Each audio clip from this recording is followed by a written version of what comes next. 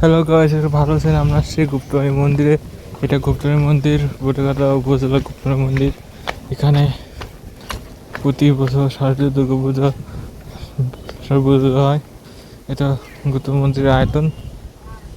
এটা গুপ্ত মন্দির বিভিন্ন মন্দির আছে, অনেক রাধা গোবিন্দ মন্দির আছে, রাধা গোবিন্দ মন্দির, এই দুটো মন্দির আছে।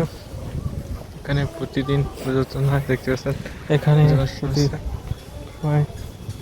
বিভিন্ন নামযোগ্য বা বিভিন্ন দত্তার নাম কীর্তন হয়।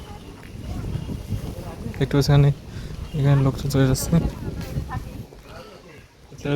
গোবিন্দ মন্দির, এটা অন্য কোথাকার মন্দির।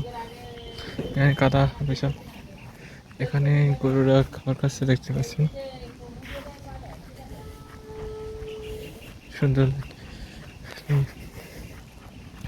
শঙ্খ আসতেছে। এখানে সবসময় বিভিন্ন অনুষ্ঠান হয়, আনুকথা করে অনুষ্ঠান, কি হান্ন বাতাস।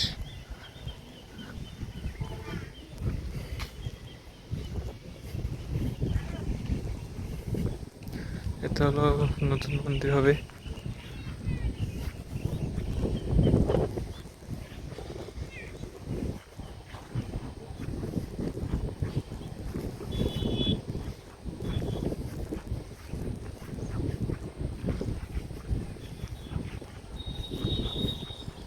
এটা মুখবাড়ি মন্দিরের শেষের দিক, পিছনের পাশ।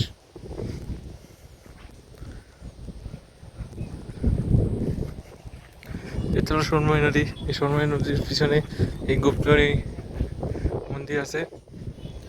এটা পুরোনোকালের, এটা হলো